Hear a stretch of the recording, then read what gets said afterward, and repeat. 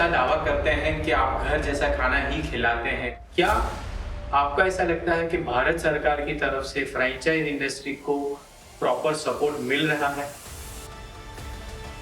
Unfortunately big no. दिन में हम लोग वहाँ पे खाना खा लेते थे, वो स्वामीनारायण की खिचड़ी कर लेते, क्योंकि पूरा दिन हम उसमें जलाराम बाबा और खिचड़ी दोनों का कनेक्शन।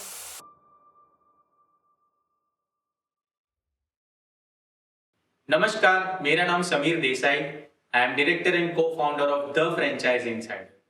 फ्रेंचाइज इनसाइडर हिंदुस्तान की एक लीडिंग फ्रेंचाइज एडवाइजरी कंपनी है और हमने 400 से ज़्यादा अलग अलग छोटे और बड़े बिजनेसेस को फ्रेंचाइज स्ट्रक्चरिंग करने, मॉडल डेवलपमेंट एंड एक्सपेंशन करने में हेल्प करी है। वी हैव ऑब्जर्व कि हर ब्रांड की अपनी अलग अलग एक यूनिकनेस होती है। तो वैसे ही आज हमारे बीच जो ब्रांड ओनर्स मौजूद हैं, उनकी अपनी खुद की एक यूनिकनेस है। गुजराती में एक कहावत है, अन्न तेवो ओडकार। मीन्स आप जैसा खाते हैं आप वैसे ही बन जाते हैं और आपकी फीलिंग्स भी वैसे ही डेवलप हो जाती है। इस स्टेटमेंट को इन्होंने बहुत ही सीरियसली लेते हुए हमेशा से लोगों को घर जैसा खाना खिलाना है, उसी चीज पे फोकस रखा है। तो मैं इन दोनों हस्ती का स्वागत करता हूं, पूर्वाबेन मरनामिया और उनकी बेटी फोरम। पूर्वाबेन एंड फोरम, आपका स्वागत है द फ्रेंचाइज इनसाइडर पॉडकास्ट हमारे शो में। जय श्री कृष्ण। जय श्री कृष्ण। सो पूर्वाबेन, वैसे तो 2005 से मैं आपका कस्टमर रह चुका हूँ, बट आज आपके साथ डिटेल डिस्कशन करने का एक अपॉर्चुनिटी मिला है, आपकी जर्नी जानने के बारे में अपॉर्चुनिटी मिली है। बट बिफोर दैट, फोरम ने जो एक नया वेंचर स्टार्ट किया है अभी इतनी यंग एज में, फोरम्स किचन के नाम से, तो फोरम मैं आपसे जानना चाहूँगा about your new venture Forum's kitchen and आपका बैकग्राउंड, क्या आपने कुछ स्पेशल क्वालिफिकेशन लिया है, तो please share about that. Okay, so हमने फोरेम्स किचन करके एक जलाराम खिचड़ी का नया वेंचर चालू किया है। And in that venture it is a QSR restaurant but in a Indian way. एक इंडियन वे में जो हम घर पे जो खाना खाते हैं वही खाना हम लोग ने QSR रेस्टोरेंट्स में किया है। और मेरा बैकग्राउंड इज मैंने 11th-12th में कॉमर्स लिया है हेरिटेज में, मैं बोर्डिंग स्कूल में थी। आफ्टर 12th आई डिसाइडेड कि मुझे फैमिली बिजनेस में ही रहना है, तो आई डिड हॉस्पिटैलिटी मैनेजमेंट इन औरो 4 years. In 3rd year we had a internship opportunity कि हमें इंटर्नशिप करनी थी, तो I chose to be in Surat only. 6 महीने की 2 इंटर्नशिप्स होती है। सो लाइक मेरे क्लास में हर एक जन US जा रहा था and everybody was going out, but I decided कि नहीं, मुझे सूरत में मेरा रेस्टोरेंट वापस खोलना है, तो आई बी हियर एंड मैं यहाँ पे ही देखूंगी कि मुझे क्या क्या करना है। और वहाँ से जैसे मैंने मैरिट में किया, सूरत मैरिट में, कोटियार मैरिट में I did the internship and it was very much, मुझे बहुत सारी चीज़ें as a Indian, as a Surti, जो एक वो होता है ना कि तुम 5 स्टार में भी जाओगे तो मतलब एक अपना टेस्ट तुम ढूंढते ही हो। तुम्हें ना ब्लेंड खाना पसंद है ना as a Gujarati you won't have that, और मतलब घर का खाना ही होता है। So I was very much relax by कि नहीं भाई, मैं जो दिशा में जा रही हूँ वो बराबर है। और इसकी इंस्पिरेशन भी मैं मतलब छोटी थी तब से मुझे मेरे मम्मी पापा से ही आई है, और उन्होंने जब जलाराम खिचड़ी चालू किया था, so that was my main inspiration of going into it. So coming to Jalaram Khichdi, Purvaben, so एक माता, एक पत्नी और अलग अलग प्रोफेशंस में जैसे आपने काम किया हुआ है, तो उसमें से अचानक coming into food business, restaurant business, और छोटे से स्टार्ट करके उसको इस लेवल पे एक एम्पायर के तौर पे खड़ा करना, so please share about that journey of Jalaram Khichdi, कैसे ये शुरुआत हुई थी? एक्चुअली आफ्टर मैरिज मैं एक छोटे से गांव से बिलोंग करती हूँ, वहाँ से मैंने अप डाउन करके ग्रेजुएशन किया, और आफ्टर मैरिज सूरत में आने के बाद छोटी मोटी जॉब्स भी करी, और एक बिजनेस भी हम लोगों ने DTP का एक बिजनेस भी करा था।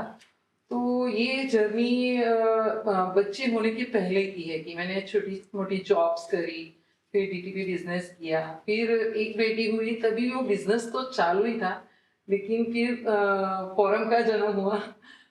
सेकंड डॉटर के बाद मतलब मैं कभी भी ऐसा नहीं थी कि मैं घर पे ही बैठी थी या हाउसवाइफ थी। तो कुछ ना कुछ तो ऐसा करना था, लेकिन दोनों बच्चों को भी संभालना था। वो बच्चों को संभालते संभालते मैं क्या कर सकती हूँ।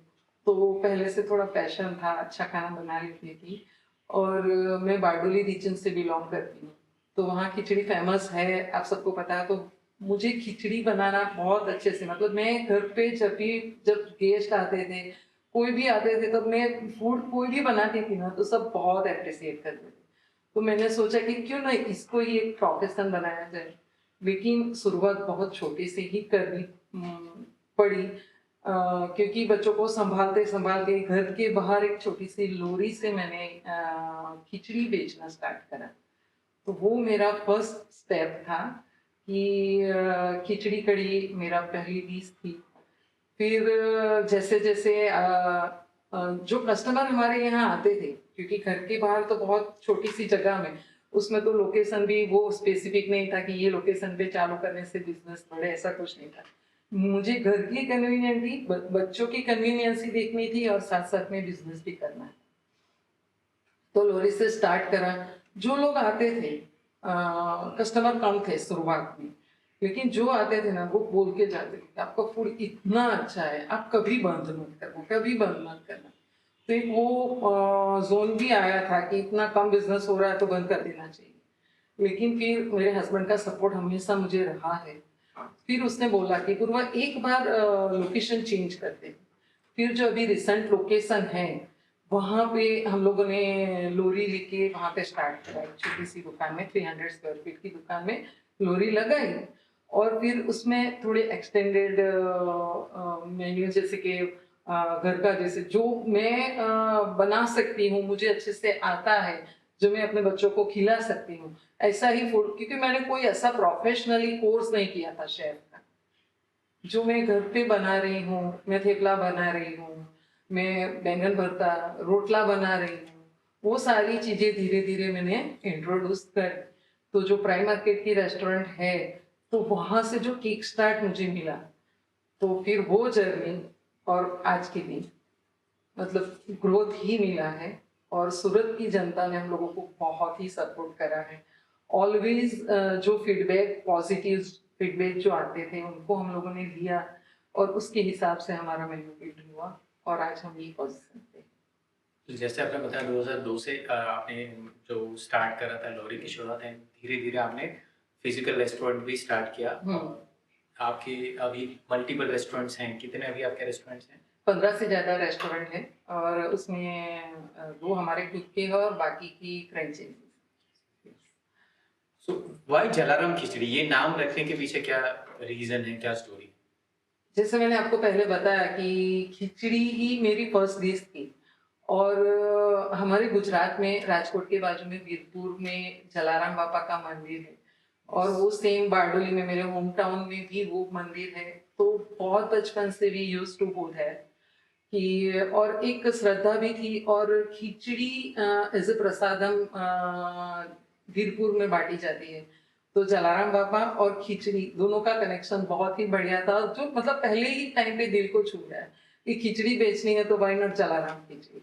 तो वो रेस्टोरेंट का नाम जलाराम खिचड़ी ही स्टार्टिंग से रखा गया है, और वही कंटिन्यू है।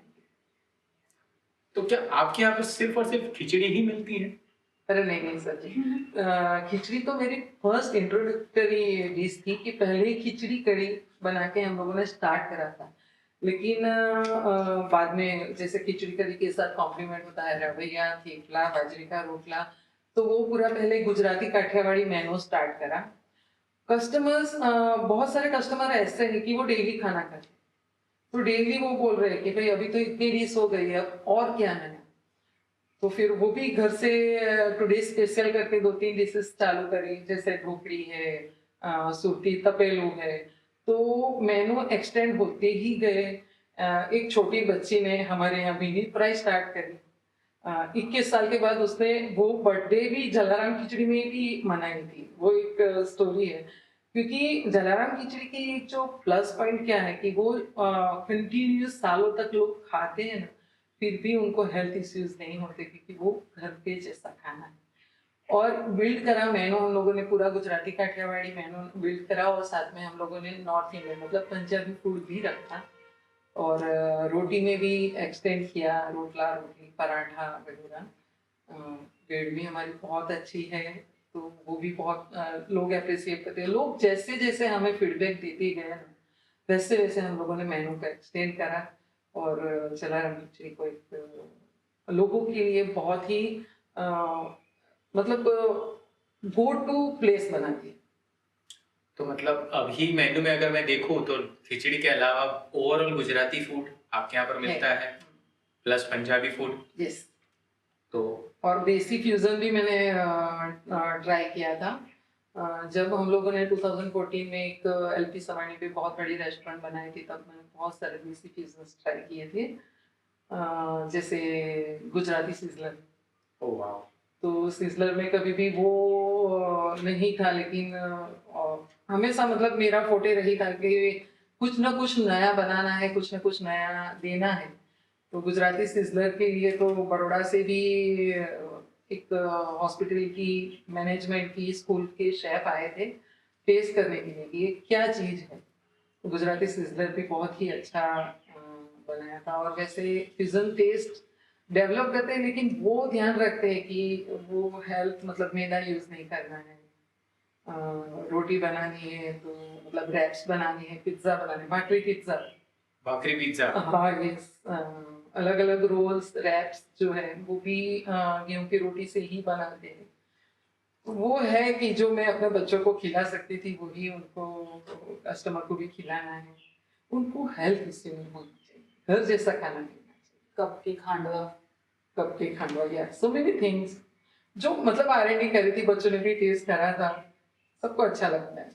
पूर्वा बेन, आप ऐसा दावा करते हैं कि आप घर जैसा खाना ही खिलाते हैं, तो वो दावे के पीछे क्या ऐसी चीजें हैं कि आप साबित कर सकते हैं कि आप घर जैसा ही खाना खिलाते हैं?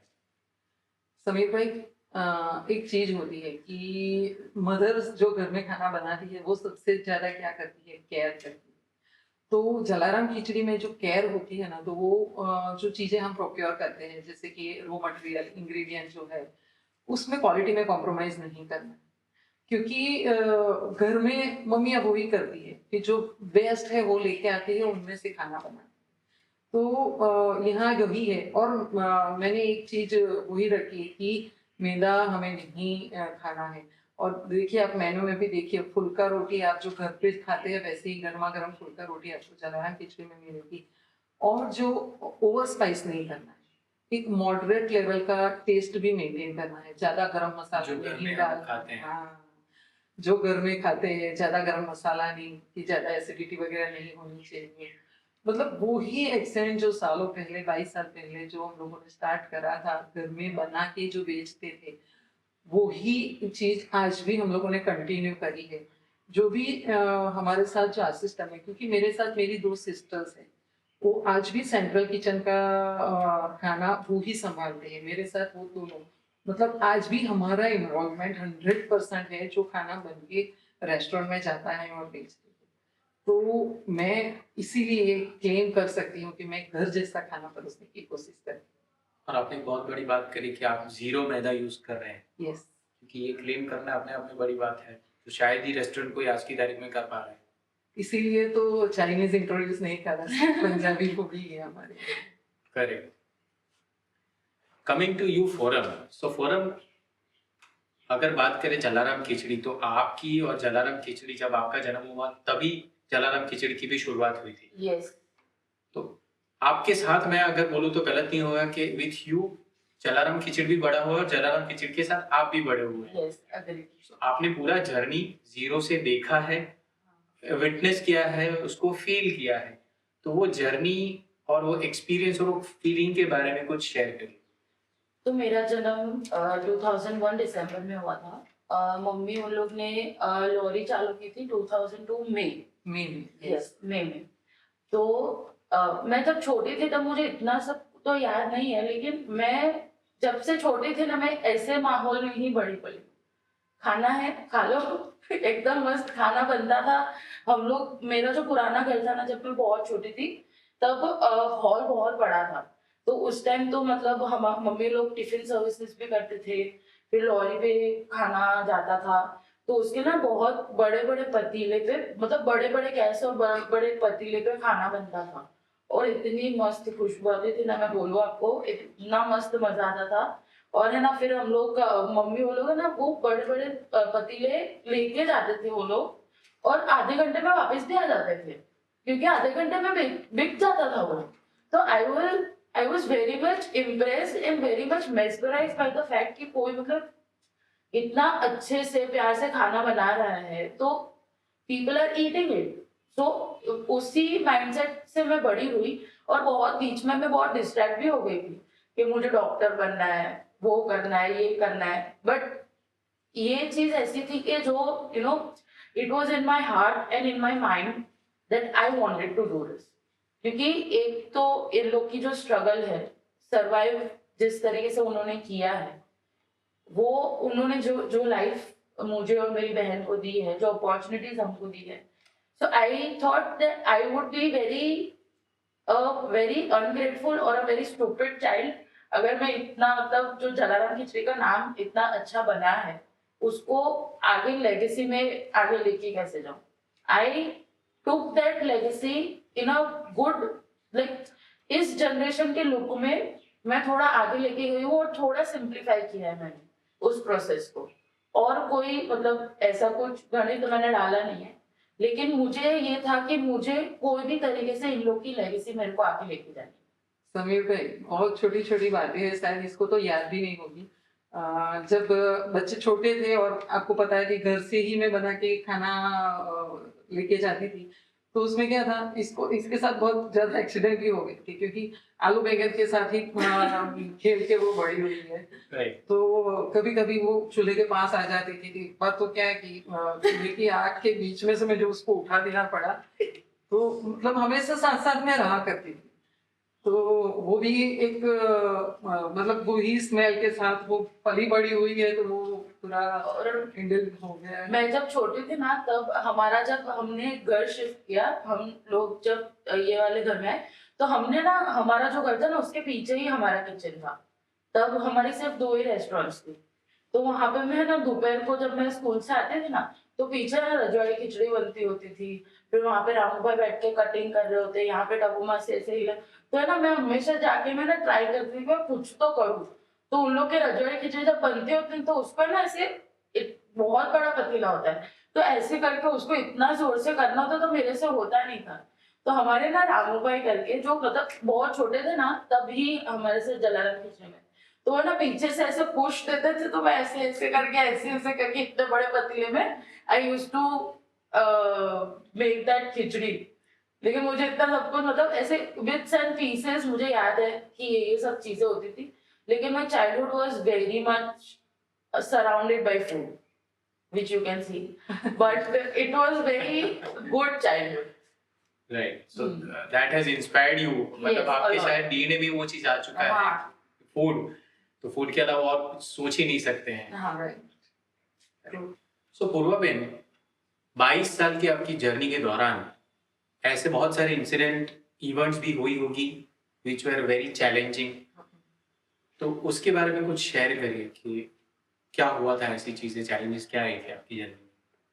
मेजरली जैसे मैंने बताया कि हम लोगों ने घर के सामने से शिफ्ट करके अभी जो प्राइम मार्केट है वहाँ पे एक शॉप पहले 300 स्क्वायर फीट की ली थी। फिर जैसे जैसे कस्टमर बढ़ते गए, हम लोगों को जगह कम पड़ने लगी, तो उसके बाजू में और 3 शॉप्स हैं, वो रेंट पे ली। और बाद में फिर एसी की डिमांड होने लगी, तो फिर हम लोगों ने 2006 अप्रैल में पूरा एयर कंडीशन रेस्टोरेंट बनाया था, रिनोवेशन के साथ। रिनोवेशन के साथ। ठीक। और जो टेबल सेटअप वगैरह, पहले तो क्या है, प्लास्टिक के टेबल कुर्सी पे ही हम लोग सर्व करते थे। तो फिर एक थोड़ा एक्सटेंडेड करना चाहा, तो फिर लोन वोन लेके हम लोगों ने वो करा। 2006 में अप्रैल में हम लोगों ने वो इनोग्रेशन किया। और अनफॉर्चुनेटली 2006 में बहुत बड़ा फ्लड सूरत में आया अगस्त 2006। अगस्त, यस, अगस्त लगभग 4-5 से लगभग 10-12 दिन तक रहा था वो फ्लड। और पूरा रेस्टोरेंट, मतलब पूरी सीलिंग वीलिंग सब पानी में, उससे भी आधा फ्लोर ऊपर। तो कंप्यूटराइज हम लोगों ने प्रोग्राम करके और सारा करा, लेकिन 10 दिनों में तो पूरा डूब गया, पूरा डूब गया। और जब फ्लड नीचे हुआ तो बच्चे भी उस टाइम पे छोटे थे, 5-6 साल के थे। बच्चों को मम्मी के घर भेजा और हम लोगों ने जब रेस्टोरेंट विजिट किया तो कुछ भी नहीं बचा था, कुछ भी नहीं बचा था। पूरा मतलब पीओपी की देखे तो हड्डी पसलियाँ दिख रही थी, पूरा गल के उनके नीचे आ गया था, लकड़ी का फर्नीचर पूरा। और इतना कीचड़ था, मतलब वो टाइम तो आप, मतलब जो अभी तो उतनी लोन लेके अभी तो मतलब तो हम लोग ये करे थे, और तुरंत ही वो डूब गया। पूरा 1 महीना लगभग आप देखो तो वो कीचड़ में से एक चम्मच धोने में गया। सुबह आ जाते थे नगर से 9-10 बजे रेस्टोरेंट में, हम तीन में, मेरी सिस्टर, मेरे हस्बैंड, बच्चे को भेजा था। और सामने स्वामीनारायण खिचड़ी वाले, उन्होंने एक कैंप लगाया था वो, कि जो भी जिनको ज़रूरत है, उस टाइम में सोशल सर्विसेज बहुत अच्छी हुई थी, लोगों की हेल्प भी थी। तो दिन में हम लोग वहाँ पे खाना खा लेते थे, वो स्वामीनारायण की खिचड़ी कड़ी, क्योंकि पूरा दिन हम उसमें काम के निकाला था, क्योंकि स्टाफ भी बहुत ही कम रखा था हम लोगों ने। हम खुद घर के लोग और 2-4 जो हेल्प वाले लड़के थे, वो ही हमारे साथ था। वो जिग्नेश, रामू भाई जो ये बता रहे, वो तो बच्चे छोटे छोटे थे, 15, 16, 17, 18 साल के लोग थे। तो उनके साथ काम किया तो पूरा लगभग हमको वापिस से विदाई होने में 2 महीना लगभग लग गया। थोड़ी हेल्प गवर्नमेंट की आई, लेकिन वो एक सेटबैक बहुत बड़ा था। 2002 से 2006 तक तो हम लोगों ने बहुत अच्छे से सर्व किया। जैसे फोरम ने बताया था कि 9 बजे भी बंद करके आ जाते थे, तो वही था कि घर से बनाया हुआ हम लोगों ने खाना लेके जाते थे, और अगर खत्म हुआ तो हमें वो शट डाउन करना पड़ता था। तो वो एक सिनेरियो था। अच्छा ही जा रहा था, बहुत बढ़िया जा रहा था, लेकिन एक आ गया बीच में साइड में। फिर वापस से रिनोवेट करा, वापस से स्टार्ट करा, क्योंकि हमें सूरत के कस्टमर पे भरोसा था। और उस टाइम पे भी वही कि भाई सुरतियों ने, सारे सुरतियों ने अपने आप को वापस से मेन स्ट्रीम में लाने की कोशिश करी, और we were success that time also. और वापस से एक रेस्टोरेंट का वो चालू हुआ, तब हमारी एक ही रेस्टोरेंट थी जो प्राइम मार्केट में है वो। और बाद में हम लोगों ने 2008 में मजूरा गेट में एक रेस्टोरेंट चालू करी, मजूरा गेट जो अभी है वो। तो वहाँ पे भी अपनी खुद की रेस्टोरेंट चालू करी, और वहीं घर से खाना बना के लेके जाते थे। और दूसरा एक सेटबैक कब आया कि जब हम लोगों ने ये सक्सेस से इंस्पायर होकर, फिर क्या होता था कि रेस्टोरेंट भी छोटी पड़ने लगी थी, दोनों रेस्टोरेंट। तो एक बहुत बड़ा वेंचर हम लोगों ने करा, एलपी सवानी रोड के पास जो वेस्टर्न सिवाली थे, वहाँ फर्स्ट फ्लोर पे हम लोगों ने 5000 स्क्वायर फीट में रेस्टोरेंट विद बैंक्वेट स्टार्ट करा था। तो 2014 में वो स्टार्ट करा। तो मीनवाइल लोगों का क्या है, बहुत अलग अलग जगह से भी लोग नाम सुन के आते थे कि यहाँ चीजें अच्छी मिल रही है, और खाने के लिए, और वो रिक्वायरमेंट भी थी कि एक थोड़ी और प्रीमियम जगह चाहिए करके। और हम लोगों ने 2014 में वो स्टार्ट भी करी, बहुत अच्छे से सक्सेसफुल रही, बैंक्वेट भी मस्त जा रहा था। और वो रेस्टोरेंट की लोग तारीफ भी बहुत कर रहे थे। लेकिन वापस से एक और आया, नोटबंदी और जीएसटी का स्लैब वाला। तो नोटबंदी जब आई तब तो वो था कि लोगों के पास कैश फ्लो ज्यादा नहीं था। उस टाइम कैश का बहुत चल रहा था कि जो आता था वो कैश लेके जाता था, तो लोगों के पास कैश फ्लो ही नहीं था। और रेस्टोरेंट बहुत बड़ी है, 5000 स्क्वायर फीट, तो उसमें ऑपरेशन कॉस्ट, स्टाफ वगैरह सब कुछ। तो 3 साल बहुत बढ़िया से चली। और उस टाइम पे हम लोगों ने एक दूसरा वेंचर वाराछा में भी स्टार्ट किया था। वो 8,000 स्क्वायर फीट 3 बैंक्वेट के साथ रखी है। काफी बड़ा सेटअप। बहुत बड़ा सेटअप। तो वो एक क्योंकि जीएसटी का स्लैब भी उस टाइम फिक्स नहीं था, 5%, 12%, 18%, 22% तक चला गया था कि बैंक्वेट में 22% देना। लोग रेडी नहीं थे और स्टाफ बहुत ज्यादा था। तो वो ऑपरेशन कॉस्ट में हम लोगों को, मतलब हम लोगों ने 1 साल पूरी मेहनत करी कि Sustain सर्वाइव करना। कर पाए, सस्टेन कर पाए। लेकिन फिर वो हमारा स्टाफ भी काफ़ी सपोर्टिव था। पिछले 3 महीने तो यहाँ एलपी सरानी रोड के स्टाफ ने हमें सामने से बोला कि सर आप चलाओ, वो बहुत अच्छी रेस्टोरेंट है, आप चलाओ, हम आधा पकड़ लेंगे। मतलब सपोर्ट, प्यार और भगवान का आशीर्वाद रहा है हमेशा। और मैं अपने स्टाफ की बात करूँ, क्योंकि हम भी उनको बहुत घर के जैसे रखते थे, बच्चों के जैसे। जैसे उनको कुछ भी हो गया, जल गया, कुछ भी हो गया, तो उनकी पूरी केयर करना। उनके लिए ऐसा नहीं है कि एक अकेला स्टाफ सो रहा है तो एसी नहीं चालू करो, आप एसी चालू करके सो, क्योंकि आपको जरूरत है। तो वही उस टाइम पे हमें रिपोर्ट मिला। और उस टाइम पे मुझे एक बड़ी सीख भी हुई कि अगर परिवार के जैसे हम लोग खाना परोस रहे हैं और जो स्टाफ अपना परिवार जैसा है, तो वो हमें रिवॉर्ड देता ही देता है। आप सोचो कि उस टाइम उनका पगार कितना होगा, और उन्होंने अपने घर चलाने के लिए भी पैसा चाहिए होता, तभी बोला था कि लेकिन आप चलाओ, हम आधा पगार लेंगे आपसे। वो 3 महीने और कोशिश करी हम लोगों ने, लेकिन फिर हम लोगों सबको बुलाया कि हम ये बंद कर रहे हैं। और जब तक उनको दूसरी जगह पे जॉब नहीं लगी, तब तक हम लोगों ने उनका पगार चालू रखा। और फिर हम लोगों ने दोनों जगह पे शट डाउन करा। एक वो सेटबैक था। और अभी अभी मतलब हर 5-6 साल में कुछ ना कुछ आता है हमारी जर्नी में। और अभी कोविड आया था। तो कोविड में तो हमने मतलब 2019 में जो कोविड आया था, तो कोविड में तो सबसे पहले तो मतलब जहाँ ज़्यादा भीड़ भाड़ हुई वो ही बंद कर दिया। संपूर्ण लॉकडाउन। संपूर्ण लॉकडाउन में हमारे रेस्टोरेंट तो सब बिल्कुल बंद। और हमारा स्टाफ भी उस टाइम पे बहुत ज़्यादा था, 50 से 60 लोगों का स्टाफ था। और उस टाइम पे तो क्या है, डर के मारे माइग्रेशन भी बहुत लोग करते थे। लेकिन हम लोगों ने हमारा तब तक हम लोग शिफ्ट हो चुके थे एक सेंट्रल किचन की तरफ। तो सेंट्रल किचन में अच्छी खासी जगह थी हमारे पास। जो रॉ मटेरियल तो था ही कि बना के खा ही सकते। तो स्टाफ को हम लोगों ने बोला कि आप लोग कहीं पे मत जाओ, जो भी है यहाँ पे खाना वो खाना है आपको। उस टाइम में सेटबैक ये था, कमानी मतलब कमाई कुछ भी नहीं थी, रेस्टोरेंट सारे बंद थे। लेकिन हमारे बच्चों के हेल्थ और जो स्टाफ वहाँ पे बच गया था, जो लोग चले गए थे वो चले गए थे, लेकिन जो बच गए थे उनका केयर भी करना। हमारा खुद का हम लोग को, मतलब मेरी बेटी भी कनाडा से, उनको भी बुला लिया था। तो हम भी घर में लॉक हो गए। लेकिन उनको उनके साथ कम्युनिकेट होता रहता था कि आप अपना खाने पीने का जिम्मेदारी रखो, हेल्थ का भी आपको टेंशन नहीं लेना है, एक जगह पे रहो, कहीं और जगह से जो भी गाइडलाइन आती थी उसके हिसाब से काम करते थे।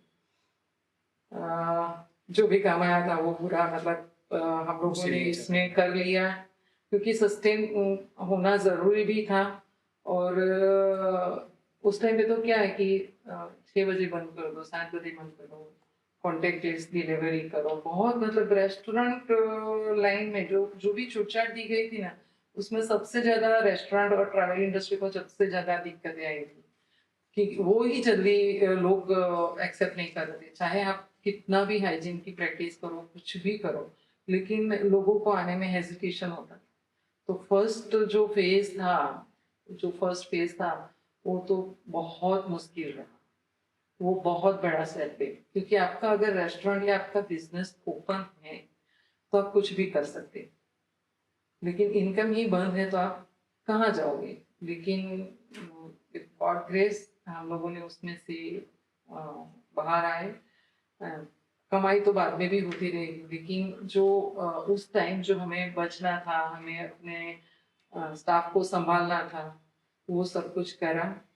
और कहीं पे भी जैसे जो माइग्रेटेड लोग थे, कोई जगह पे इकट्ठा हो गए थे, तो अगर कहीं से वो आता था तो हम लोग बना के वहाँ से भेज देते थे कि बहुत सारे, मतलब कभी कभी तो 1000 2000 फूड पैकेट्स हम लोगों ने बांटे हैं उस टाइम पे, क्योंकि हमारा सेंट्रल किचन रिमोट जगह पे था, वहाँ लोगों की ज़्यादा भीड़ नहीं थी और हमारा बहुत ज़्यादा स्टाफ वहाँ पे था, तो हम कर पाए। और उसमें से फिर बाहर निकले। और ये सारे, मतलब जीएसटी और नोटबंदी और कोविड वाला जो फेज था, काफी मुश्किल रहा, लेकिन मतलब वो, तो एक बार तो वो हो गया था, शायद हमें सब कुछ बंद तो नहीं करना चाहिए, शायद हमें इंग्लिश तो नहीं देना पड़े, क्योंकि रेस्टोरेंट की लाइन है कि 24/7 365 डेज कुछ चलती है, वही है रोज का कमाना, रोज का खाना और रोज का देना। तो लेकिन सर्वाइवल के लिए से हम आप उसमें से बाहर आए। लोग yes आए। कोविड तो सारे हिंदुस्तानी दुनिया ने उसको फेस किया है, so definitely I can correlate with आप जो बोल रहे हैं उसके साथ। एंड आई रियली अप्रिशिएट कि आप ऐसी सिचुएशन में भी आप टिके रहे, जैसे बोलते हैं ना कि उसमें मार जाते हैं जब सिचुएशन को, जब हम सोचते हैं कि भाई कैसे बाहर है, मतलब वो आज जब हम लोग एवेल्यूएट करने बैठते हैं ना, तब हम, मतलब हम कभी आ जाती है, भगवान करे किसी को ये केस नहीं देखना पड़े। I really appreciate for all your efforts to be sustained in this market and in this scenario. तो उसकी वजह से आज भी हम आपका अच्छा खाना खा पा रहे हैं। अदरवाइज अगर आपने वो बंद कर दिया होता तो हम अच्छी वाली खिचड़ी कहाँ खाते, अच्छा वाला खाना घर जैसा कैसे खा पाते।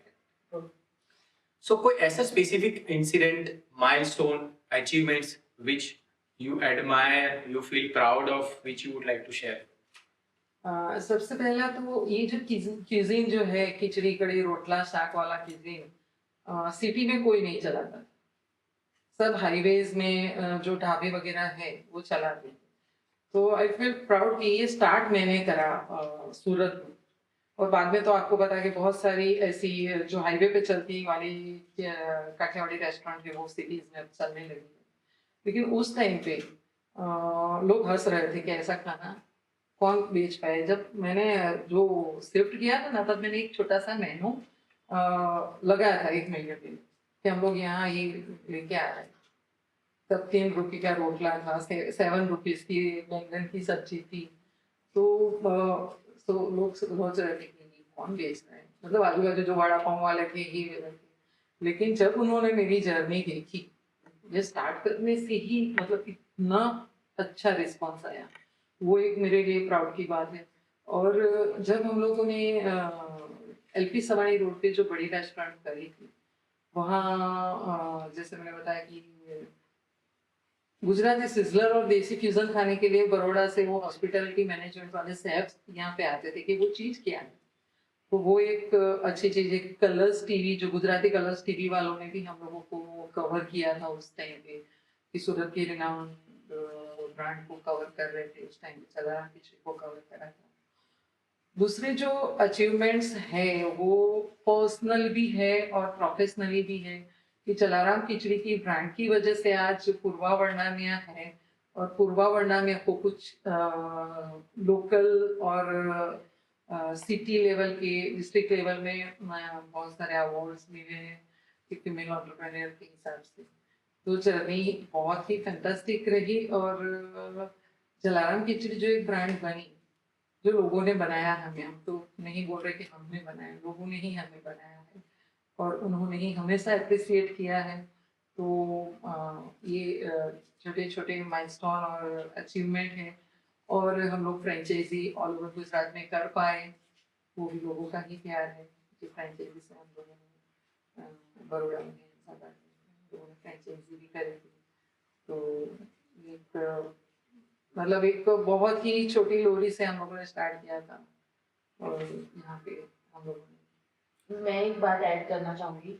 मतलब जैसे मम्मी ने बोला, जलाराम खिचड़ी करके तो एवरीबडी थॉट कि बस खिचड़ी मिलती है, एंड बहुत सारे लोग ने मतलब डिग्रेड करना भी बहुत वो कर दिया था।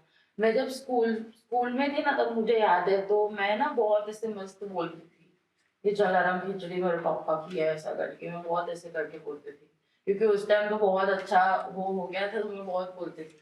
तो फिर बोलते हैं कि इसमें क्या है, तो खिचड़ी तो मेरी मम्मी भी बनाती है, उसमें क्या बड़ी बात है, ये वो करके। लेकिन उसका जवाब है ना मेरे को कॉलेज के फर्स्ट ईयर में मिला, जब है ना औरो यूनिवर्सिटी में है ना एक एनजीओ आया था, मैं नाम नहीं लूंगी, लेकिन एनजीओ आया था और उन्होंने फीमेल एंटरप्रेन्योर्स के अवार्ड के लिए सबको बुलाया था। अभी उस टाइम मैं फोर्थ ईयर, मैं फर्स्ट ईयर में थी और फोर्थ ईयर का कुछ एक इवेंट था और उसमें मैं बिजी थी, and I did not know that my mom was also one of the nominated person who are going to get the award. I was arranging everything for the event and everything. And then when I was sitting in the courtyard, there is a courtyard outside that room. तो मेरे friends और वो सब आके मेरे को बोले कोई तेरी मम्मी आई, तेरी मम्मी आई। मैं बोला मम्मी अभी शाम को इधर क्यों आई है? तो बोलती है नहीं तेरी मम्मी को अवार्ड मिल रहा है, तेरी मम्मी को अवार्ड मिल रहा है, ऐसा करके। मैं बोला ओह माय गॉड मम्मी को अवार्ड मिल रहा है। तो मैं और मेरे फ्रेंड इतनी जोर से दौड़ के गए ऑडिटोरियम में, हम लोग ने देखा कि मम्मी को अवार्ड मिल रहा है। So that was surprise for you itself. It was a surprise for me and it was the like a big answer to someone who would say ना कि वो खिचड़ी में तो क्या ही बड़ी बात है। ये बड़ी बात है कि whatever you do in your life, अगर तुम दिल से करते हो और तुम इतनी मेहनत से करते हो तो उसका जवाब भगवान भी देता है और यूनिवर्स भी देता ही देता है। So वैसे जलाराम खिचड़ी की सबसे हाईएस्ट सेलिंग डिशेस कौन सी है, उसके बारे में बताएंगे। समीर भाई, जो डिश से हम लोगों ने स्टार्ट करा था आज भी वही हाईएस्ट सेलिंग डिश है, रजवाड़ी खिचड़ी।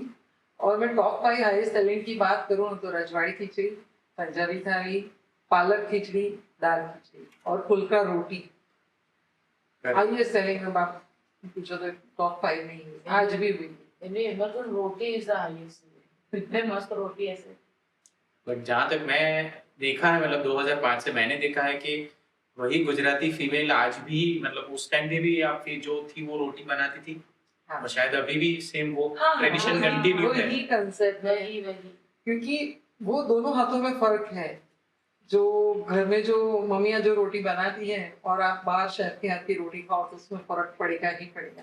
तो वही जो 8 फीमेल है जो सिर्फ रोटी बनाएंगी है। ज्यादातर सूरत के रेस्टोरेंट में मैंने देखा है कि कोई भी शेफ गुजराती रोटी नहीं बना पाता है, जो भी करते हैं वो गुजराती फीमेल के पास ही वो मंगवा के उसको सर्व करते हैं। Yes yes. कहीं पे आपको मतलब वो फुल्का चपाती मिलेगी, वो तो ऐसी थोड़ी थिक होती है और वैसी होती है, लेकिन जो घर पे जो मम्मी जैसे बनाती है ना जलाराम खिचड़ी, तो वैसी ही मिलती है। यस। और अपने फोरम किचन में हमने अलग टाइप की ऐसे 2 लेयर वाली रोटी की है, वो भी मैंने मम्मी से ही सीखी, बहुत मस्त बनाती है।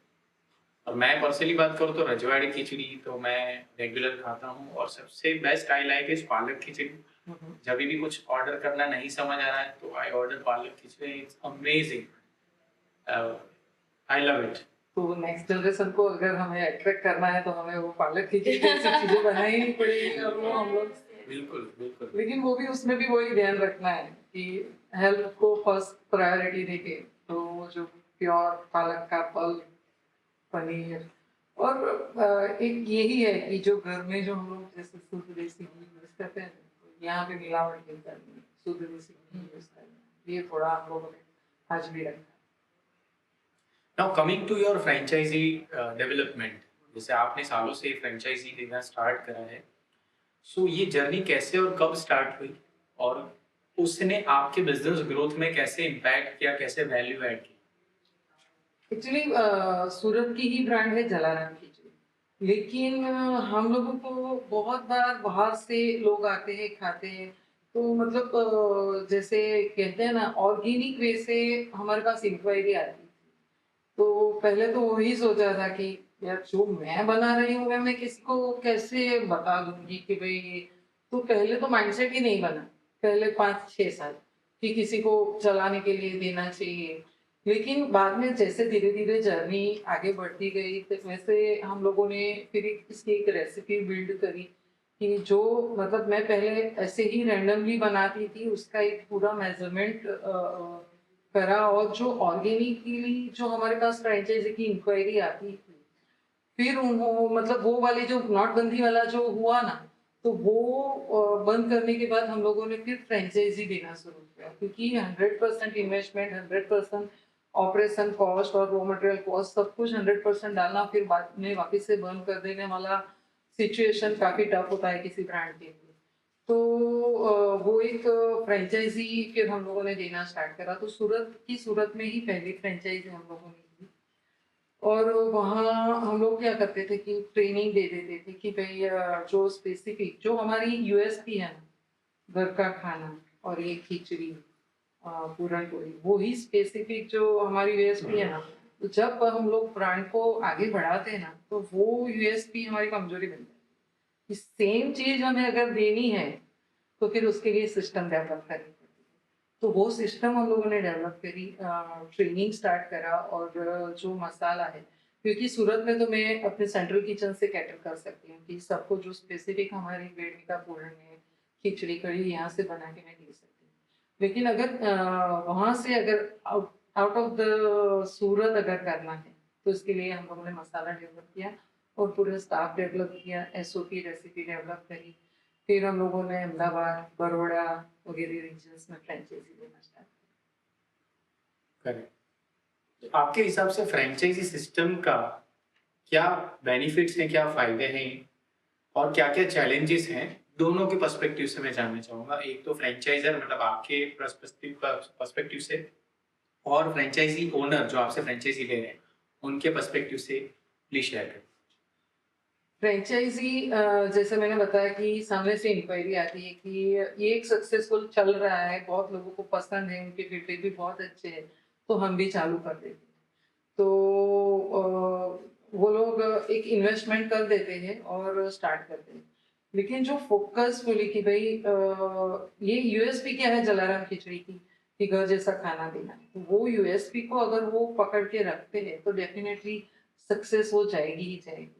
और हमारी गाइडेंस, क्योंकि हम लोगों ने ये 20-22 साल का हमारा एक्सपीरियंस है, तो कस्टमर क्या होते हैं, कैसे होते हैं, हमारा सेगमेंट भी हमें पता है कि कौन से सेगमेंट के लोग हमारे यहाँ ज्यादा, क्योंकि ग्राउंड पे रह के हम लोगों ने उनके साथ बातें करी है, कन्वर्जन किया है, तो हमें पता है कि कौन सी जगह से वो आते हैं, क्या प्रिफर करते हैं, वो कितने टाइम में बोर हो जाते हैं, आपको कैसे बात करनी चाहिए, तो वो पूरी सिस्टम हम लोगों को जो पता है। तो हमारा एक्सपीरियंस अगर वो जोड़ के अपना फोकस डालेंगे ना, तो डेफिनेटली कोई भी फ्रेंचाइजी सक्सेसफुल होती है। लेकिन कभी कभी क्या होता है कि फ्रेंचाइजी ले लेते हैं, इंफ्रास्ट्रक्चर खड़ा कर देते हैं कि इनके जैसी दिखेगी, फिर अपना दिमाग स्टार्ट कर देते हैं लोग कि जैसे चल जाएगा, दोनों बटर में क्या अलग फर्क है, ये बटर 100 रुपये का आता है, ये बटर 400 रुपये का आता है, तो आप क्यों 400। फिर क्या है, हम लोग अगर इंस्पेक्शन में जाते हैं तब उनको वापस से समझाते हैं कि ऐसा नहीं करना चाहिए।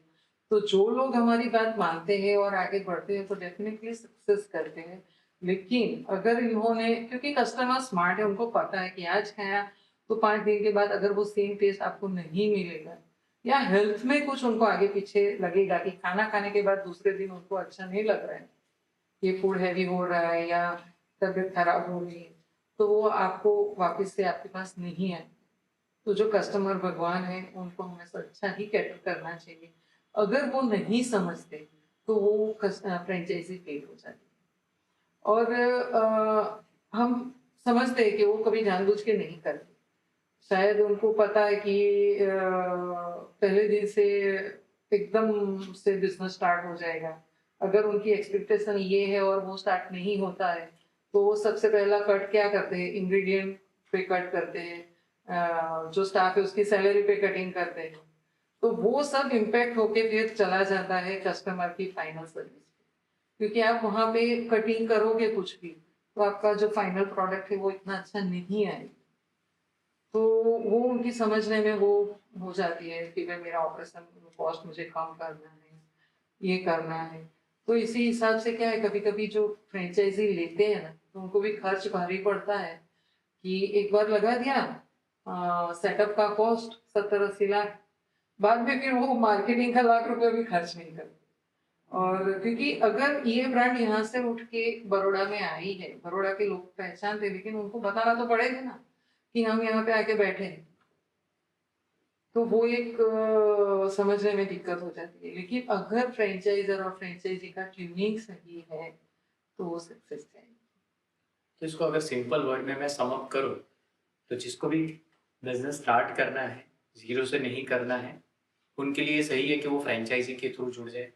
यस और फ्रेंचाइजर ने जो सालों के एक्सपीरियंस के थ्रू जो भी चीज़ें बनाई हैं, प्रोसेसेस बनाई हैं, मेन्यू बनाया है, इंग्रेडिएंट्स है, उसको अच्छे से फॉलो करे यस और साथ ही साथ मार्केटिंग भी करे कस्टमर्स को बुलाने के लिए। क्योंकि ये एक बिजनेस ही है। आप अगर कोई एक नए लोकेशन पे जाते हो तो आपको अपने बिजनेस की तरह ही इसको ट्रीट करना है। हाँ, इसकी प्रोसेस, इसके कस्टमर बेस, हाँ, इसका लेगेसी, इसका नाम आपके साथ जुड़ा है। लेकिन ये बिजनेस अपना है, खुद में ज़्यादा टाइम इन्वेस्ट करना है कस्टमर के साथ बात करने, क्योंकि रेपो तो जो लोकल है उनको आप रेपो तो बनाना पड़ेगा कस्टमर के साथ। जो पर्सनल टच और रेपो अगर नहीं बनाएंगे तो फिर वो बिजनेस सस्टेन होने में दिक्कत आती है। तो वो एक अपने एक अच्छे बिजनेस की तरह अगर लेंगे, एक्सपीरियंस आपको मिल गया, उनकी प्रोसेस आपको मिल गई, आपको उसकी रेसिपी मिल गई, तो ये इतनी सारी चीजें जो अच्छे से आपको मिल गई एक्सपीरियंस के थ्रू, और वो अगर आप अपना बिजनेस बना के उनको आगे लेके जाएंगे तो डेफिनेटली आपका बहुत अच्छे से सक्सेस, शॉर्ट टाइम में सक्सेस हो सकता है। अगर आप किसी ब्रांड की फ्रेंचाइजी लेते हैं तो शॉर्ट टाइम में सक्सेस मिलने के चांसेस बहुत ज्यादा हैं। तो जैसे मेरा अगला सवाल जो था, जिसमें मैं पूछने वाला था आपसे कि जो ऐसे नए लोग हैं जिनको एंटरप्रेन्योर बनना है through taking any good franchise, right, तो आप उन्हें क्या मैसेज देना चाहेंगे? तो शायद कुछ चीज़ें ऑलरेडी आपने कवर कर ली है, बट एनीथिंग एल्स जो आप ऐड करना चाहें, ऐसा कोई मैसेज उनके लिए? मैं एक स्पेसिफिक वही कहना चाहूँगी कि एंटरप्रेन्योर बनना है, आपको एंटरप्रेन्योर जर्नी स्टार्ट करनी है, और आप अगर किसी ब्रांड की फ्रेंचाइजी लेते हो तो वो आपको ब्रांड की वैल्यू समझनी चाहिए, और ब्रांड जो आपको बता रही कि ये चीज़ें फॉलो करें, क्योंकि उन्होंने एक्सपीरियंस से गेन किया है ना, उनको पता है कि ये चीज़ फॉलो करने से हमें सक्सेस मिलती है, और बहुत जल्दी आपको वो जर्नी स्टार्ट करनी है, तो वो जो सक्सेस रेशियो है 10 टाइम्स बढ़ जाएगा। आप अपनी खुद की ब्रांड लगा कर अपना खुद की ब्रांड बनाने के लिए आगे बढ़ोगे और अपनी खुद की रेसिपी के साथ आगे बढ़ोगे तो बहुत टाइम लग जाता है। लेकिन अब अगर किसी ब्रांड की आपको फ्रेंचाइजी लेनी है तो उनके एक्सपीरियंस, उनके एसओपी सिस्टम, उनके कस्टमर बेस, आपको सब बैठे बिठाए मिल जाएगा। आपको अच्छे से फॉलो करना है, पेशेंस रखनी है और फोकस्ड रहना है। हर एक बिजनेस में पेशेंस रखनी बहुत जरूरी है, क्योंकि हमें इंटरनल फैक्टर्स पता है लेकिन एक्सटर्नल फैक्टर्स पता नहीं है कि आज यहाँ क्या होने वाला है। पॉलिटिकल फैक्टर्स आपको पता नहीं है, आपको बहुत ज्यादा बारिश आ गई, बंद पड़ गया, सब कुछ वो सारी बहुत सारी आपके चीजें कंट्रोल में नहीं हैं, है। यस, जो आपके कंट्रोल में नहीं है। तो फोकस्ड रहना है। एक बार आपने कोई फ्रेंचाइजी के पीछे इन्वेस्ट करा है तो आपको पहला दिन आपने क्यों करा था वो हमेशा याद रखना कि आपने वो फ्रेंचाइजी क्यों ली थी। आपका पर्सपेक्टिव सबसे पहले क्या था ये लेने के लिए, तो वो धीरज से और फोकसफुली आप अगर आगे बढ़ोगे तो आपकी जो आपको जो मतलब आप अगर कोई जॉब कर रहे हैं और आपको एंटरप्रेन्योर बनना है तो ये सबसे आसान तरीका है। पूर्वा में अगला सवाल जो मेरा है हम्म, कि आपका 22 साल का एक्सपीरियंस है विद रेस्टोरेंट इंडस्ट्री और स्पेसिफिकली फ्रेंचाइजी इंडस्ट्री में आपने इतना बड़े अलग अलग सिटीज में फ्रेंचाइजी एक्सपैंड भी करी है, तो क्या आपका ऐसा लगता है कि भारत सरकार की तरफ से फ्रेंचाइज इंडस्ट्री को प्रॉपर सपोर्ट मिल रहा है? अनफॉर्चुनेटली बिग नो, नहीं मिल रहा है। और जो एंटरप्रेन्योर जर्नी अगर किसी ने स्टार्ट करनी है तो फ्रेंचाइजी एक अपॉर्चुनिटी बहुत ही अच्छी है, लेकिन जो गवर्नमेंट से जो सपोर्ट मिलना चाहिए कि फ्रेंचाइज स्पेसिफिक, तो वो नहीं मिल रहा है। इन टर्म्स ऑफ कैसे? इज इट अबाउट एम्प्लॉयमेंट और आप बताइए मुझे कि इंडिया की प्रॉब्लम्स क्या है, अभी जो इंडिया में जो प्रॉब्लम्स है कि क्या क्या परेशानी मतलब इकोनॉमिकल फाइनेंशियल प्रॉब्लम की बात कर रहे हैं? है, और गवर्नमेंट ज्यादा एम्प्लॉयमेंट भी नहीं दे पा रही। करेक्ट, मतलब मेरे हिसाब से गरीबी है, employment is again one of the big challenge for all the governments in last 70 plus years. पहले पहले की जो गवर्नमेंट थी, मतलब 50-60 साल जिन्होंने गवर्नमेंट चलाई, तो पहले इतना वो फोकस भी नहीं कर पाते थे और एम्प्लॉयमेंट भी नहीं दे पाते थे, क्योंकि गवर्नमेंट सेक्टर्स जितने हैं उतने में एम्प्लॉयमेंट देना तो इतना पॉसिबल है ही नहीं, प्रैक्टिकली पॉसिबल नहीं है। अब अभी जो 2014 से जो ये अभी जो नए गवर्नमेंट ने जो इनिशिएटिव लिया है कि अगर एम्प्लॉयमेंट देना है तो जो एंटरप्रेन्योर लोग हैं वो ही ज्यादा दे पाएंगे, क्योंकि वो अलग अलग सेक्टर्स में बिजनेस करते हैं। तो Startup. उन्होंने स्टार्टअप को प्रमोट करना शुरू करा, और स्टार्टअप में वो फंडिंग भी देते हैं, अलग अलग स्टार्टअप मेला भी लगता है। तो ये गवर्नमेंट ने एटलीस्ट एम्प्लॉयमेंट के लिए स्टार्टअप को, यस, एंटरप्रेन्योर बन पाए आप में, मतलब बहुत सारे ऐसे लोग हैं जिनको बिजनेस करना है, स्टार्टअप करना है, लेकिन पैसे नहीं है, तो वो फंडिंग के लिए गवर्नमेंट करती है। लेकिन आपको जो सिनारियो है, स्टार्टअप लोग स्टार्टअप कर लेते हैं, लेकिन वो कितने सक्सेसफुल है? 5% स्टार्टअप ही सक्सेसफुल है, मतलब 100 में से 5% लोग सक्सेस होते हैं, आगे बढ़ते हैं, एम्प्लॉयमेंट दे सकते हैं, ऐसी स्थिति में आते हैं, यूनिकॉर्न बन सकते हैं। लेकिन 95% स्टार्टअप तो फेल ही हो जाते हैं। तो अगर ये 95% स्टार्टअप के पीछे जो पैसा लगा है, जो फंडिंग लगा है, अगर गवर्नमेंट सेक्टर फ्रेंचाइजी, जो अलग अलग ब्रांड की फ्रेंचाइजी का जो ये पूरी इंडस्ट्री है, बहुत अलग अलग लोग जो आगे बढ़ते हैं और वो फ्रेंचाइजी बिजनेस में आगे लेके जाना चाहते हैं, तो अगर उसमें से कुछ डाइवर्ट कर पाए और ऐसे लोगों को जो फ्रेंचाइजी लेना चाहते हैं उनको भी फंडिंग मिले, तो वो भी एम्प्लॉयमेंट क्रिएट कर सकते हैं। आप सोचिए कि एक रेस्टोरेंट 30-40 लोगों का एम्प्लॉयमेंट दे सकता है, एक बड़ी ब्रांड 15-20 लोगों को आगे लेके जा सकते हैं। अभी तो फाइनेंशियल इंस्टीट्यूशन का भी फ्रेंचाइजी होता है, फूड का भी होता है, लॉन्ड्री का भी फ्रेंचाइजी होता है, तो अलग अलग सेक्टर के स्किल लोगों को एम्प्लॉयमेंट मिल सकता है। तो अगर फ्रेंचाइजी इंडस्ट्री को अगर अच्छे से फ्लरिश करे और उसमें जो गवर्नमेंट का जो सपोर्ट अगर मिले, तो डेफिनेटली सोने पे सुहागा हो ये सोने पे सुहागा हो सकता है।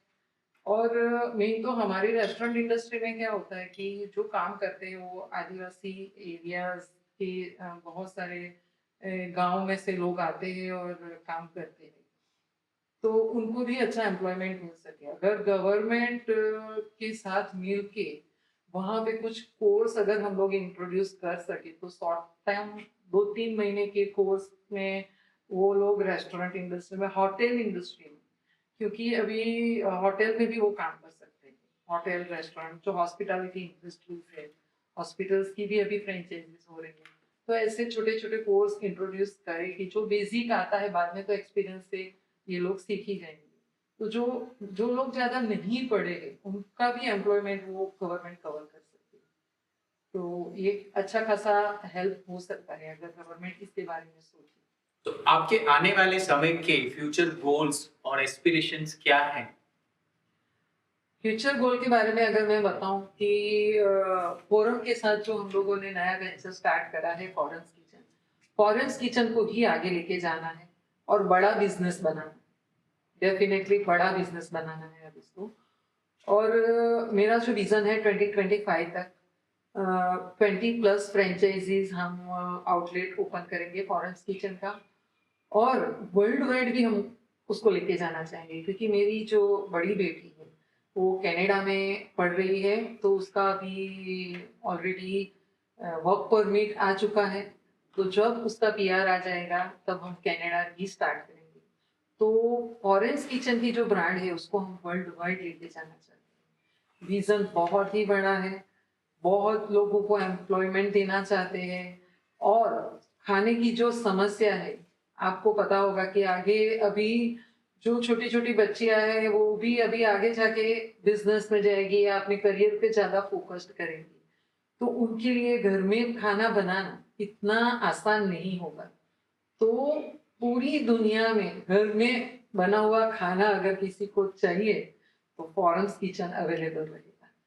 तो रीज़न यही है कि लोगों की खाने की प्रॉब्लम को एक तो सॉल्व भी करना है और ब्रांड को बहुत बड़ा बनाना है और आगे लेके जाना है। क्योंकि हमारे साथ यंग ब्लड अभी जुड़ चुका है, तो कॉन्फिडेंस और बढ़ गया है। क्योंकि हम जो ट्रेडिशनल वे से जो काम कर रहे थे, साथ में इन लोगों की जो विज़न हमारे साथ जुड़ा और प्रोसेस सिंप्लीफिकेशन सिंप्लीफाइड अगर प्रोसेस करेंगे तो ये बिजनेस सस्टेनेबल है और we are very confident about Forest Kitchen कि वो डेफिनेटली सस्टेनेबल बिजनेस बन सकता है। तो क्या मैं ये मान लूँ कि अब आप जलाराम खिचड़ी की फ्रेंचाइजीज ना ऑफर करके सिर्फ फॉरेस्ट किचन की फ्रेंचाइजीज ऑफर करने वाले हैं? You are right, you are right. क्योंकि हमारी जो कोर वैल्यूज जलाराम खिचड़ी की है वही कोर वैल्यूज फॉरेस्ट किचन की, और फॉरेस्ट किचन का ही बिजनेस हम आगे बढ़ाना चाहते हैं। अभी हम लोग नहीं सोच रहे हैं कि जलाराम खिचड़ी की फ्रेंचाइजी लेंगे आगे। तो नई जनरेशन के साथ आप जो नया चीज प्लान कर रहे हैं फॉर फॉरेस्ट किचन, आपने जो नए विजन बनाए हैं, सो इसके बारे में लेकर डिटेल बताएं। How it is different than Jalaram Khichdi, क्या नया है इसके अंदर? नया इसमें प्रोसेस है, फूड की क्वालिटी, टेस्ट और जो घर का खाना है वो सेम है, लेकिन जो प्रोसेस है, जो प्रोसेस लेंदी किचन में बन रही थी कि एक बड़ा सा स्टेशन होगा, उसमें से स्किल्ड शेफ होंगे और वो बनाएंगे वही खिलाए। आज अगर शेफ का मूड खराब है तो आपको खाना इतना अच्छा नहीं मिलेगा। तो वो चैलेंज जो जलाराम खिचड़ी में थी वो ओवरकम करने के लिए हमने जो प्रोसेस है, फूड बनाने की जो प्रोसेस है किचन में, वो सिंप्लीफाई कर दी। हमारे फिक्स्ड मसाले होते हैं, उनको जो किचन में काम कर रहा है उनको स्टेप्स ही फॉलो करने हैं। उसका ऑलरेडी प्रोग्राम है, उसको स्टेप फॉलो करने हैं कि 1 2 3 4 5 6 7 विथ ऑल स्पेसिफिक मेजरमेंट, जिसकी एसओपी है, रेसिपीज हैं, जिसके वीडियो ट्यूटोरियल है और साथ में प्रिंटेड ट्यूटोरियल भी है। तो समीर भाई, आप भी अगर मेरे किचन में आ जाओगे ना तो आप बनाओ। मतलब मुझे सिर्फ चाय बनानी आती है, फिर भी आप मुझे ट्रेनिंग कर सकते हो? यस। तो इसमें फॉरेस्ट किचन में जो चीजें जो हमें बॉदर कर रही थी जलाराम खिचड़ी की फ्रेंचाइजी में, तो वो सारी चीजें सिंप्लीफाई करें फॉरम की हेल्प से फॉरेस्ट किचन को अच्छे से डेवलप करा है। और इतनी सिंपल प्रोसेस है, सिर्फ 4 लोग एक पूरा रेस्टोरेंट का आउटलेट रन कर सकते हैं। Generally because I have dealt with multiple brands, और खास करके ये जो फॉर्मेट आप बोल रहे हैं क्यूएसआर, जो फास्ट फूड जिसे बोलते हैं, उसमें ये चीज़ हमने देखा है कि उसमें चीज़ें कुछ सिंप्लीफाई करी हैं जहाँ पे सेंट्रल किचन से चीज़ें आती है। But in a routine food, जो अपना मतलब सब्जी रोटी दाल रोटी टाइप चीज़ों में इसको इतना सिंप्लीफाई करना कि शेफलेस किचन आप जो बोल रहे हो और कोई भी बंदा सीख के कर सके, आई एम श्योर आपने इसके पीछे बहुत मेहनत करी होगी एसओपी बनाने के पीछे, तभी ये चीज़ें हो सकती है। यस, जैसे हम लोगों ने पैंडेमिक कोविड की बात करी, तो पैंडेमिक में एक बात अच्छी हुई थी कि फॉरम घर पे ही थी। क्योंकि घर से ही पढ़ना था जो मतलब, और हम भी बहुत सारे घर में थे, तो घर में एक तो ये चैलेंज है कि पैंडेमिक के टाइम पे आपको सस्टेनेबल बिजनेस बनाना है, तो मतलब ऐसी चीजें बंद हो जाएगी, एक फ्रेंचाइजी बंद हो गई तो उसका तो सारा इन्वेस्टमेंट चला जाएगा और बहुत बड़ा लॉस होता है। तो उस टाइम में भी हम लोगों ने सोचा था, हम लोगों ने ऑनलाइन बहुत सारे सेशन सबके करे हैं जो स्पीकर्स होते हैं उनके। तो उस टाइम हम लोगों ने ब्रेनस्टॉर्मिंग करके सोचा कि क्या कुछ ऐसा हो सकता है। तो उसी टाइम पे बहुत सारी R&D करी, लगभग 2 ढाई साल तक R&D करी कि एक मसाला डेवलप करें, उसके हिसाब से हम 3 4 कॉम्बिनेशन में क्या क्या बना सकते हैं और वही टेस्ट, वही क्वालिटी, वही फ्रेशनेस देनी है। मतलब it's a challenging job I must say, क्योंकि मुझे भी इतने सालों के एक्सपीरियंस के बाद मुझे भी बहुत R&D करनी पड़ी, क्योंकि अल्टीमेट गोल तो वही था कि जो कस्टमर को हम जलाराम खिचड़ी में अच्छा फ्रेश फूड खिलाते हैं वैसा ही फूड खिलाना है, उसमें हमें कॉम्प्रोमाइज करनी है। तो वो कैसे करें? और उस जलाराम खिचड़ी का ही बच्चा है ये फॉरेस्ट किचन। जलाराम खिचड़ी में मोस्ट सेलिंग जो आइटम्स है वो 6 आइटम, जैसे 6 सब्जी वेज की, 6 सब्जी पनीर की, 6 सब्जी गुजराती, 6 टाइप की खिचड़ी, मतलब जो भी 5-6 टाइप की वो एक प्रोडक्ट पेराटो जो होता है वो बना के ये मेन्यू बनाया। और इसमें हमने ऑपरेशन सिंप्लीफाई करा। मेन तो किचन ऑपरेशन, मतलब आप कोई भी रेस्टोरेंट में देखो देखो ना, 25 से 30 स्टाफ किचन में ही होगा। बाकी बाहर तो टेबल वाइज होगा कि 3 टेबल पे एक हमें वेटर चाहिए, कैप्टन चाहिए, जो भी हमारी रिक्वायरमेंट है। तो बाहर तो इतना जरूरी है ही नहीं, बाहर तो जो जैसे हम सर्विस करते हैं वैसे ही करना। मेन हमें सिंप्लीफाई करना था किचन, क्योंकि अगर एक बहुत अच्छा शेफ आपको छोड़ के चला जाए, इसमें बहुत बार ऐसा होता है कि कभी हमारी गलती होती है, कभी उनका ईगो सेटिस्फाइड नहीं होता, कभी हमारा ईगो होता है। तब रेस्टोरेंट का जो टेस्ट है ना वो एकदम खराब हो जाता है, और फाइनल तो टेस्ट ही आता है। आप इंटीरियर देख के आ जाओगे, अगर खाना अच्छा नहीं होगा तो क्या होगा? तो अल्टीमेट तो टेस्ट ही है। तो टेस्ट की कंसिस्टेंसी भी जलाराम खिचड़ी में एक चैलेंज थी कि मैं तो अपने घर से अपने सूरत के सारे आउटलेट की कंसिस्टेंसी मैनेज करती हूँ, तो वो हो जाएगी। लेकिन अगर मुझे बाहर डेवलप होना है तो क्या करूँ?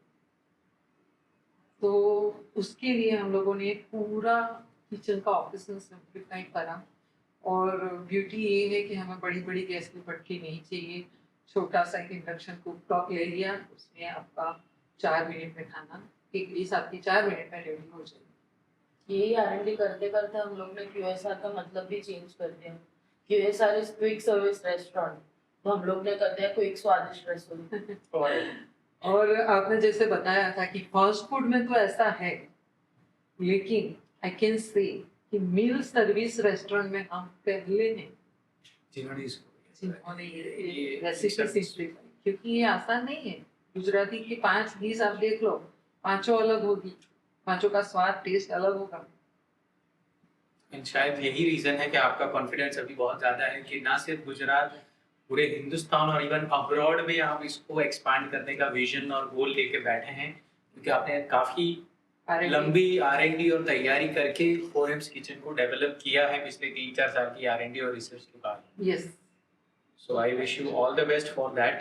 Thank you so much. कि आप दोनों एज अ वीमेन एंटरप्रेन्योर आने वाले समय में अपने आप को कैसे देख रहे हैं as an evolving business woman? ये दोनों से क्वेश्चन है।